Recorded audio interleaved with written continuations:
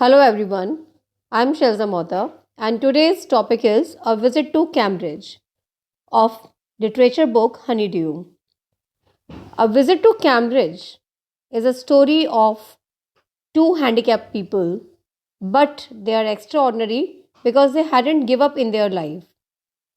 A visit to Cambridge, summaries over here, a story of meeting between two extraordinary people. They are both brilliant and full of intellect.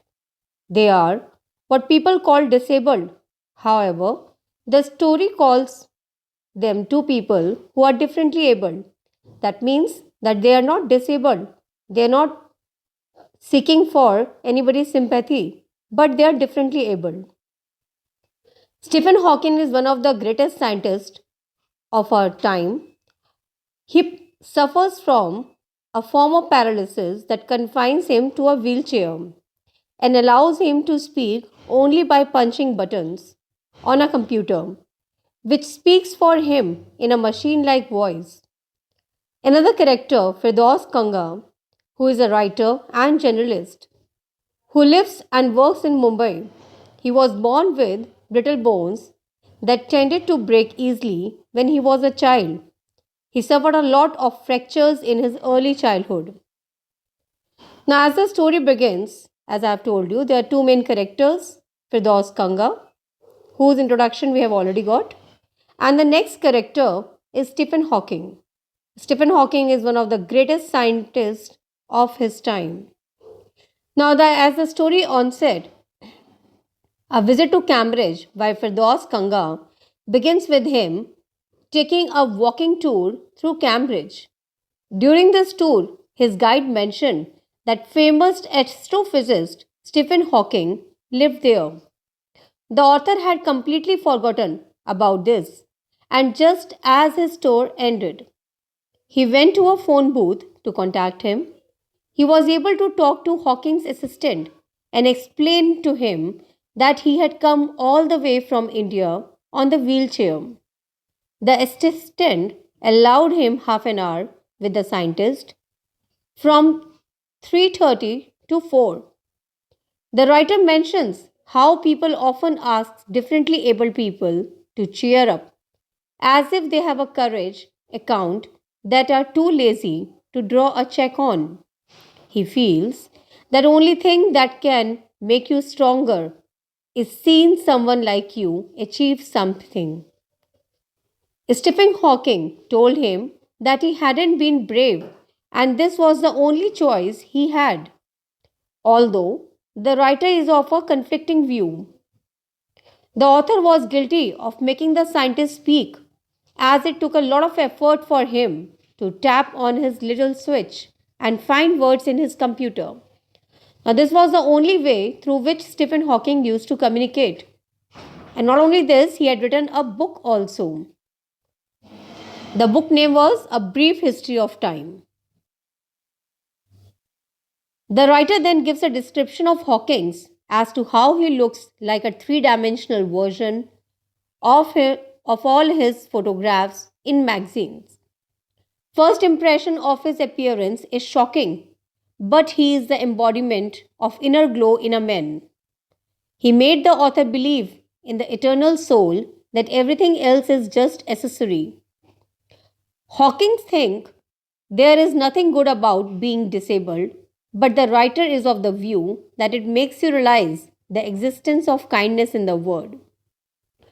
Based upon this, the question is also there in your textbook that what endeared the scientist to writer so that he said he was looking at one of the most beautiful men in the world. Answer to it, the way the author emphasized with the scientist made him feel happy from inside. The fact that author was a little bit like Stephen Hawking also helped in matching their wavelengths. As a result, there was a smile on Hawking's face. Beauty lies in the eyes of the beholder is a very old saying.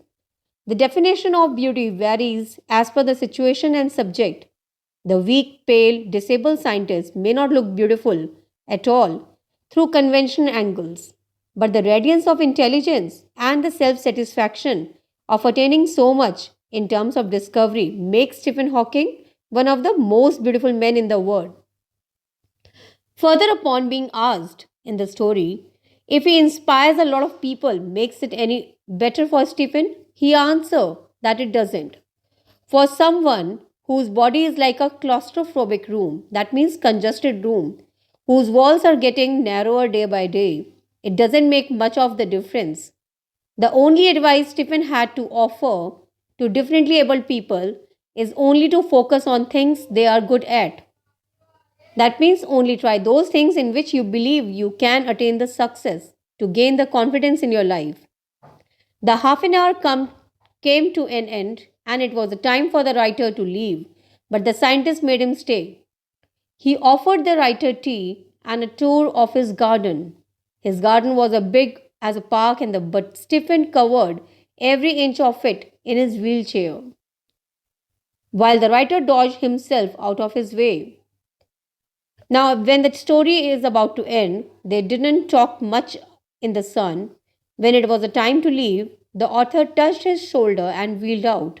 As he looked back, he could see an embodiment of his bravest self, the one he was moving toward, and the one he had believed in for so many years. So the story ended over here. In the story, Stephen Hawking's body has been compared with the lantern, and the questions are there on based upon it. As the writer Firdaus Kanga praised Stephen Hawking and his body also, that his body has become so translucent that his inner glow is visible outwardly, as the lamp is visible from the lantern. So, moreover, the story is very well consisting of lot of confidence, being disabled also. Stephen Hawking's mind was active with many thoughts that he wanted to express. However, his thoughts came out in phrases on small lines without feeling or emotions. Stephen Hawking's anguish was his ability to do something. Here's the story ended. Hope you have understood the story well. Thank you very much.